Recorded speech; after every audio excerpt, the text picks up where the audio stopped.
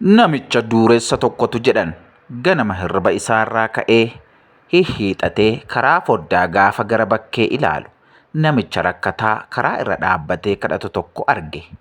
Yaa Waaqayyo, akka namicha kanaa waan nan gooneef sin galateeffadha jedhe. Rakkataan sun immoo utuu adeemuu namicha maraatuu qullaa buusee iyyu tokko arge. Yaa Waaqayyo, akka namicha kanaa waan nan godhiniif galatoomi jedhe. Namichi maraatuun sun immoo utuma deemuu ambulaansii reeffa baatee iyyaa deemu arge. Innis dhaabbatee ilaalee yaa Waaqayyo, akka namicha du'e kanaa waan nan godhiniif sin galateeffadha jedhe. Egaa namichi du'e sun immoo du'eera waan ta'eef du'aan immoo hin galateeffatu. Egaa maal jechuu barbaanne seetan? Lafa jirtanitti Waaqayyoon galateeffachuu baraa. Haala kamirrattiyyuu Waaqayyo hin galateeffama waanta ta'eef jechuudha. Waan dhaggeeffattaniif galatoomaa. Egaa galateeffannaan wanta baay'ee birrii miliyoonaan yookaan immoo qabeenya irraa hafaa qabaanneef miti. Waaqayyo yoomiyyuu ni galateeffama. Lafa hin jirrettis lafa jiruttis ni galateeffama.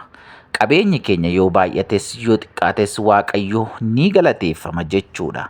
Isa kanaaf namni kamiyyuu Waaqayyoon galateeffachuu baraa. Lafa jirtanitti lafa deemtanitti Waaqayyoon galateeffachuu baraa. Guyyaa har'aa akkasin Waaqayyoon galateeffattaniif kan nuti isiniif hojjennedha viidiyoon kun jechuudha. Hordoftoonni keenya hordoftoonni Gonfoo Miidiyaa kanarraa waa barattaniittu jenneetu yaanna. Egaa erga irraa barattanii immoo namoota biroof qooduu hin dagatiinaa. Maatii keenya kan hin taane immoo subscribe gochuudhaan maatii nuuf ta'a. Hiriyoota qabdan hundumaaf immoo qoodaa. Mee har'a namni lafuma duwwaa irratti waan qabu irrattis waan hin qabne irrattis Waaqayyoon haa galateeffatu. Viidiyoo kana kan argitan mee lafa jirtanitti callisaatii yaa Waaqayyoo galanni siif haa ta'u jedhaa. Galateeffadhaa. Waan qabdan irrattis galateeffadhaa. Waan jiru irratti waan hin jirre irrattis galateeffadhaa.